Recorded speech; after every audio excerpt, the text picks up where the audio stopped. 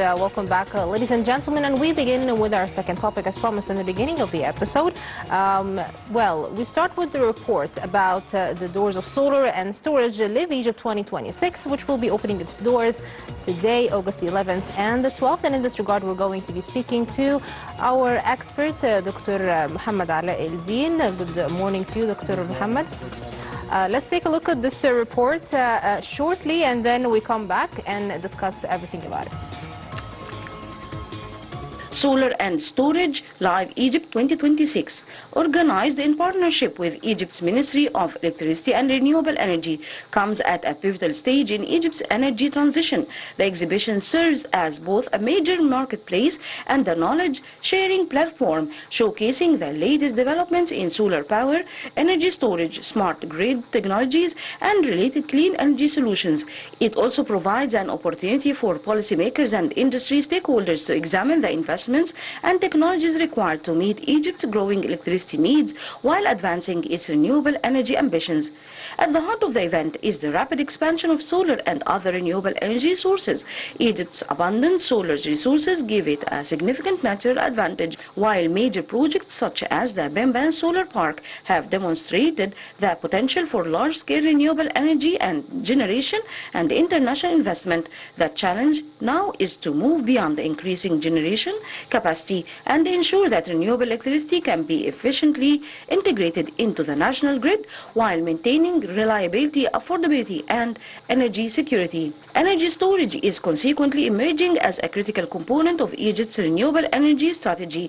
Battery storage can help address the intermittent nature of solar and wind power by storing electricity when renewable generation is high and releasing it when demand rises. Combined with smart grids, digital technologies, and modern transmission infrastructure, storage can provide greater flexibility to the electricity system and support the development of a more decentralized model in which household, businesses, and industrial facilities can increasingly participate in electricity generation and consumption. Beyond technology, Solar and Storage Live Egypt 2026 highlights the wider economic potential of the green transition. Renewable energy investment can attract foreign capital, create specialized employment, encourage technology transfer, and support the development of domestic manufacturing and clean energy industries. With its strategic location, renewable resources, and expanding energy infrastructure, Egypt also has the potential to strengthen its position as a regional hub for renewable energy and green hydrogen. The key challenge ahead is therefore implementation, translating investment, innovation, and ambitious targets into a modern, secure, and economically competitive low-carbon energy system.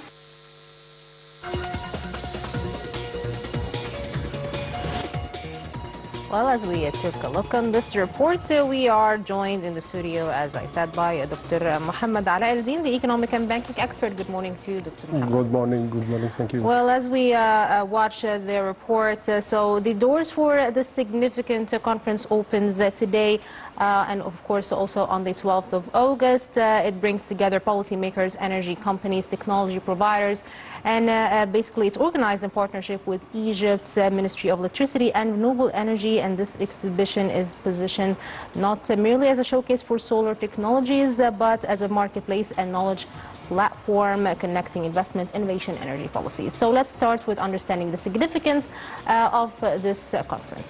Yes, thank you very much. Egypt today moved from potential in renewable energy into building a marketplace in renewable energy.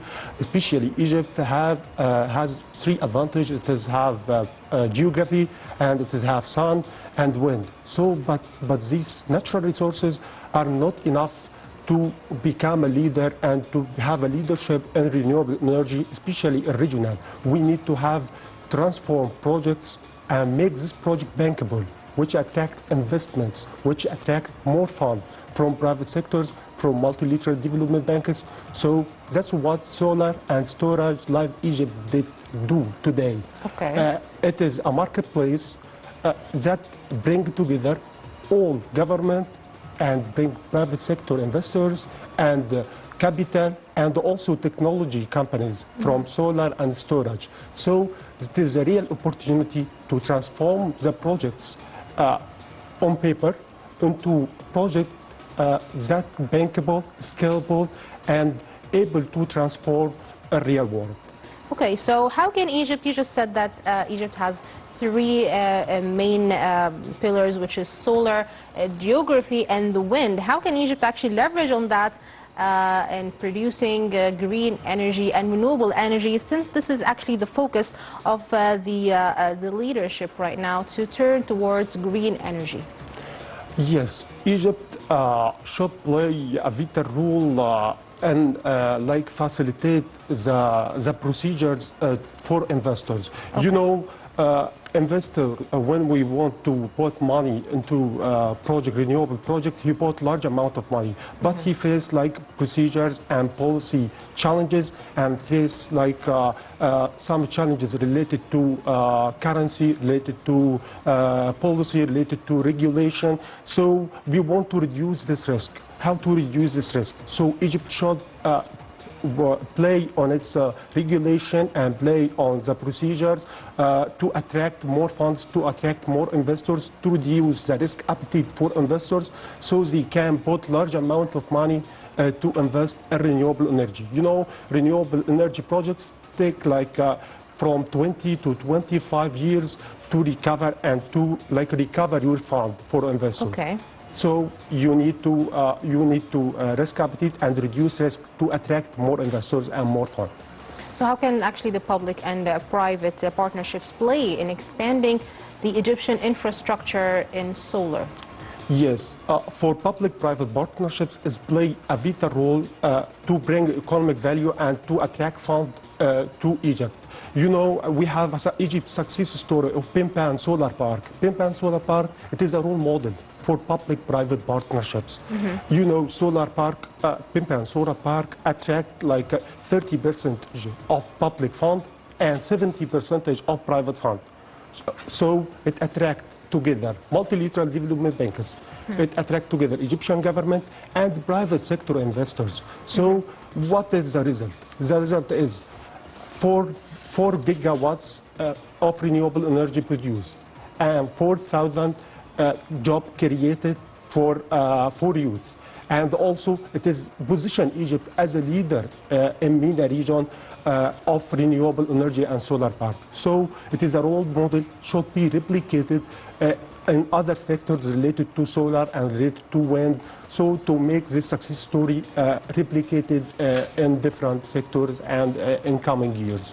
Dr. Mohamed, as an economic expert yourself, can you tell us how Egypt now is increasingly an attractive hub for investment, for international investors to come to Egypt and invest? And of course now with green energy and renewable energy on the horizon and constantly what we're seeking to do, how is Egypt attracting those investors today? Yes, Egypt attracting those investors because, you know, Egypt have the geography and the solar wind.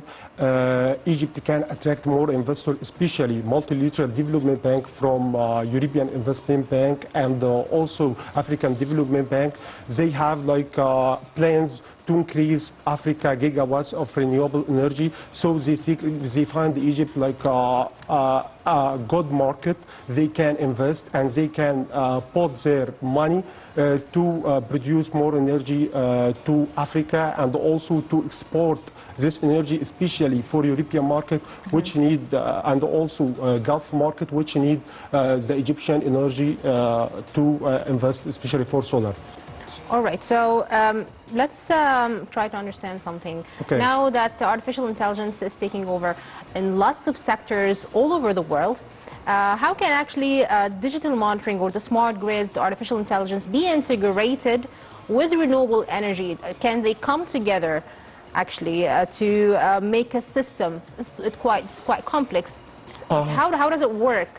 I know, you need to do energy ecosystems by using AI, but you should make use of renewable energy, especially from solar, to use this technology into storage one. So how to use storage? To make use of solar energy to make batteries. You know, in the daylight you can use renewable energy, but after sunset, you can't use the solar energy. So here come the storage energy and the storage technology come here. Okay. Storage technology, you can use it to make use of and to compensate this energy, and to also make integration of your grid network and the grid international network of electricity of Egypt, and also the storage energy making as a backup for grid network of Egypt of electricity. Okay, so you know, Egypt has quite hot weather, Yeah. scorching sun. We can always depend actually on the solar power, because of our very hot sun. Yeah. So to what extent can actually depend on renewable energy and completely reduce Egypt's dependence on fossil fuels using our natural resources? Yes, using our natural resource for sure will make reduce the cost of use of fuel and of other energy, using the other energy like storage energy, and mix the energy, the grid connection and the grid network of electricity with storage network and storage batteries. For sure will help Egypt to reduce the cost of capital related to energy and related to electricity generation, and also will reduce the cost of fossil fuel, especially for our fossil fuels and other related petrol products. It comes at a very critical time now, with energy being compromised, with the challenges happening in the region now, with the Strait of Hormuz and the entire dilemma about energy across the globe. So it is quite critical that we do have a huge shift towards renewable energy. So what kind of regulatory and market mechanisms are needed so that we could encourage investments in Egypt when it comes to energy storage infrastructure? For sure, investors need confidence. We need to have a transparent rules and a transparent policy related to storage investment and related to solar investment. So if the investors have a confidence, because you know the investors have currency risk, have a credit risk, and also have risks related to a commitment and to continue his project 20 years. So all these risks I should reduce it by putting transparent policy and transparent rules that help us to move forward and to attract more investors and more private capital, especially from multilateral, and also negotiation with international financing institutions, which will help us to give and attract confidence of investors, especially private investors, which have institutional investors, which have capital to bring in this sector. Okay, so let's discuss another point. So what kind of role can Egypt actually play in exporting renewable electricity or green energy products to neighboring markets? For exporting energy and exporting electricity? Yes. Yeah. For sure, we should transmission capacity, modernize distribution networks, and build many grid networks on modernizing styles that you can connect it with solar energy networks. So it will help us to build more and more backup and more modernized network and transmission capacity, and also help us to support the capacity of current electricity network of Egypt. Dr. Mohamed, now when we talk about solar infrastructure, it sounds like a very large project. The regular citizen wouldn't probably understand how would this exactly affect him. So I'd like to ask, how can the regular citizen find the transition of renewable energy and find the tangible economic reflections coming back on the regular citizen? Yeah, for a regular citizen, for sure, he will feel reducing the energy cost. For sure, he will feel it by reducing the energy cost. He will feel it by using solar energy and by using storage systems and technology. He will feel it by reducing the cost of energy, especially for electricity. and also fossil fuel will feel it by reducing its number. So when we have more and much more of solar energy networks that connected to electricity network of Egypt, for sure this will help to reduce the cost of fossil fuel and also cost of electricity. We will have like much more of energy to export to other countries.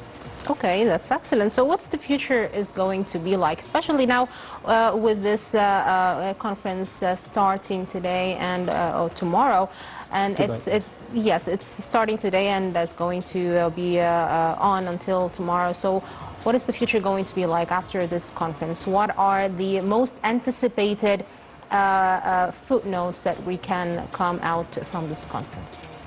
For sure, we should key takeaway from this conference is that we need to have like a partnership and collaborate together, private sector, Egyptian government, and also multilateral development bank to work together to facilitate the barriers and challenges for investors to attract more money, and also have a clear policy for our work, clear policy and clear rules for Egyptian government, like to attract more funders and more investing in the solar and storage sectors, especially in Egypt and beyond.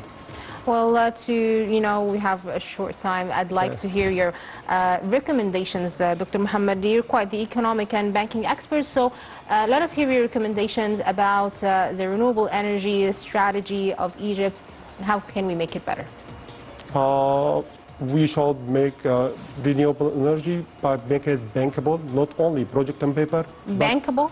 Bankable. How is that possible? Not make it project bankable, not make it on paper only, we make it bankable projects by reducing risk of investors and put them a clear rules and a clear policy so they can find facilitations to put their money inside Egypt. Okay, and finally, the significance of solar power to Egypt. How is it going to be growing the electricity demand? Growing the electricity demand related to Egypt? Yes. For sure, I told you if we have like solar investing related to investing in solar sector, we can connect and future the capacity.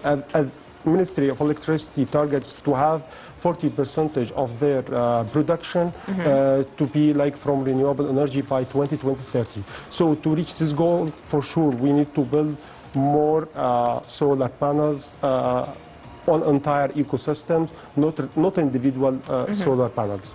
Dr. Mohamed Alaa, the economic and banking expert, thank you very much for being with us today on Now TV International. Ladies and gentlemen, we got to speak to the expert here, Dr. Mohamed Alaa, and he gave us his insights about the current edition of the Solar and Storage Live Egypt open today up until the 12th of August. And we're going to be seeing the largest renewable energy exhibition in the country, focusing on accelerating Egypt's transition towards a green energy. Thank you, Dr. Mohamed, once more. Thank you very much. And thank you, ladies and gentlemen, for watching this segment. Stay tuned.